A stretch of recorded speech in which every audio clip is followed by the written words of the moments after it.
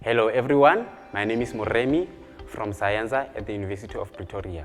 The topic that we'll be focusing on is solutions. We are going to learn about 4 factors that influence the rate of dissolving. Rate simply means time. Dissolving simply means mixing 2 or more things completely together. Now let's start by giving the definition of solutions. Solutions are single-phase mixtures of 2 or more things. What do I mean by single phase? I mean that solutions can exist as solids, liquids, and gases. We do prepare solutions every day in our lives, at home, at school, and in the laboratories. Each solution consists of 2 components. Those components are called solvent and a solute. What is a solvent? A solvent is a component that is present in greater amounts in a solution. What about a solute? A solute is a component that is present in smaller amounts in a solution. When we mix the solute and the solvents completely together, we get what? Solutions. When you are given a substance and you are asked to identify the type of solution for that particular substance, what you have to do is identify the phase of that particular substance. If that substance is in solid phase, the answer will be solid solutions. If that substance is in liquid phase, what will be the answer? Liquid solutions. If that substance is in gas phase, what do you think will be the answer? The answer will be gas or gaseous solutions. And also, when you are asked to identify the solvent for a given substance, what you have to do is identify the phase of that particular substance. Secondly, identify the components that were used to prepare that particular solution. The component that is in the same phase as the given substance is the solvent. Now, can you give some of the examples of solid solutions, liquid solutions, gas solutions, and identify the solvent in each solution? Now let's take a look at some of the examples that we are all familiar with. This is a clay pot. It is in solid phase. So this is an example of solid solutions. To prepare a clay pot, we use water and clay. Water is in liquid phase and clay is in solid phase. So between water and clay, which one is a solvent? Clay is the solvent in this case because it is in the same phase as the given substance. What is the given substance? The clay pot, which is in solid phase. The second example is coffee, which is in liquid phase. What do we use to make coffee or to prepare coffee? We use water and coffee granules or coffee beans. And also, this is the example of liquid solutions. Okay? So between water and coffee beans, which one is a solvent? Remember that coffee beans are in solid phase, water is in liquid phase. And then here we are dealing with liquid solutions. So in this case, water, it is the solvent. The last one is air.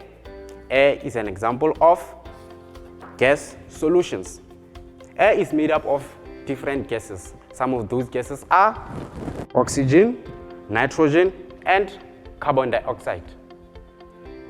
All of these components are in the same phase, which is gas phase.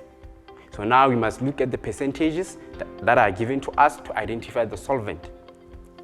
The gas that has the highest percentage is the solvent.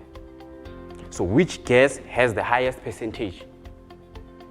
The correct answer is nitrogen. This nitrogen is the solvent in the atmosphere, and then all other gases are solutes. So we have more than one solute in the atmosphere. So now we're going to focus on liquid solutions to learn about 4 factors that influence the rate of dissolving. But why liquid solutions? That's because liquid solutions methods are cheap and simple to prepare. So before we start with the experiments, we must always apply laboratory rules. As you can see, I'm wearing the lab coat. The lab coat must always be buttoned at all times, must wear long trousers, closed leather shoes, the goggles, and protective gloves. Okay, now we're going to learn about 4 factors that influence the rate of dissolving, focusing on liquid solutions. Now let's take a look at the first 2 factors, which are surface area and swelling. In these 2 beakers, there's 150 milliliters of water, cool water, and the solute is table salt. Now I'm going to add the solute, which is the salt, in beaker A.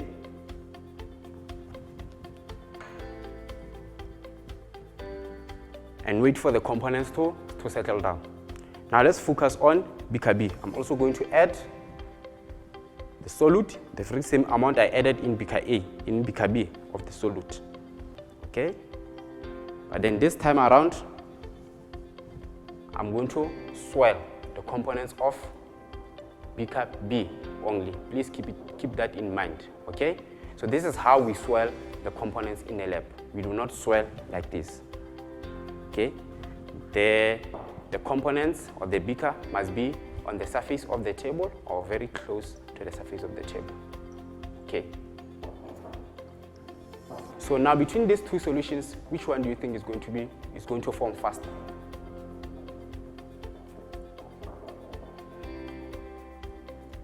So in this case, it doesn't matter how long I stir the components because I'm only stirring the components of beaker A. Okay. So in beaker A, as you can see, we still have undissolved solute. The solute settled down at the bottom of the beaker. And then in beaker B, most of the solute dissolved. You have little amounts of solute which did not dissolve. So now what is the effect of swirling the components?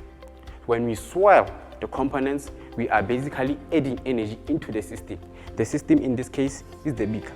So we are adding the energy into the system to distribute the solute throughout the solvent.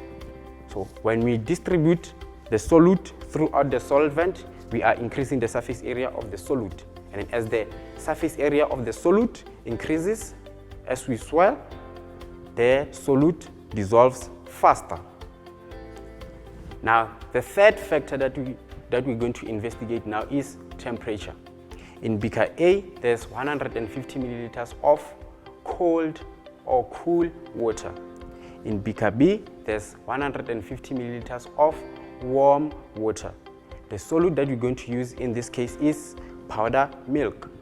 Now I'm adding 7 grams of powder milk in beaker A. Now I'm going to swirl the contents just to increase the rate of dissolving. Remember, the main factor that we are investigating in this case is temperature, not swirling. So I'm going to swirl the contents for about 10 seconds.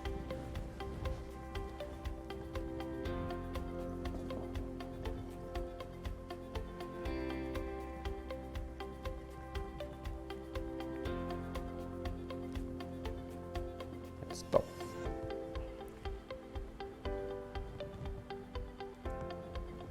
So now I'm going to repeat the same procedure for beaker B, adding the same amount of powder milk into beaker B.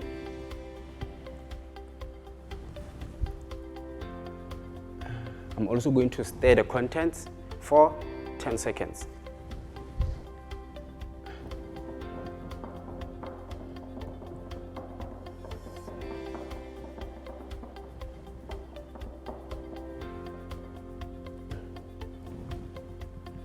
Okay guys, as we can see, in beaker A, we still have undissolved solute. And in beaker B, we have a single phase. We already have a solution. The solute dissolved completely. We can conclude by saying that warm solvents have a lot of energy than cool solvents, meaning solutes need less amounts of energy to dissolve completely in warm solvents compared to cool solvents. The last factor that we're going to investigate is the size of the solute. In this case, we have cool solvents for both beaker A and beaker B. The solutes that we're going to use are table salt and sodium hydroxide. As we can see, table salt particles are smaller than sodium hydroxide particles. So now I'm going to add 8 grams of sodium hydroxide into beaker A.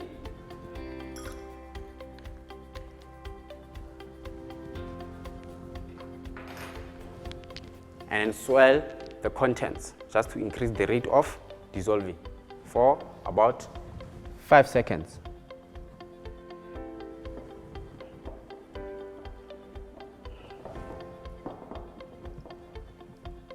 Okay, now let's wait for the contents to settle down and do the same procedure in beaker B.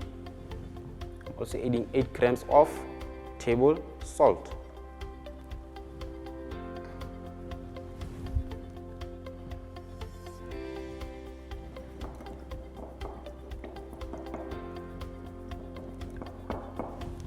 So as we can see, in beaker A, we still have a lot of undissolved solute at the bottom of the beaker.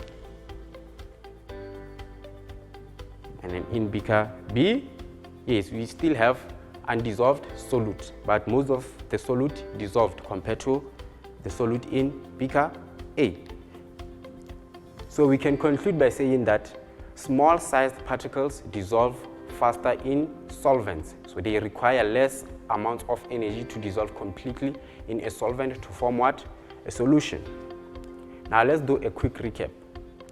We covered the definition of solutions, which is a single phase mixtures of 2 or more things.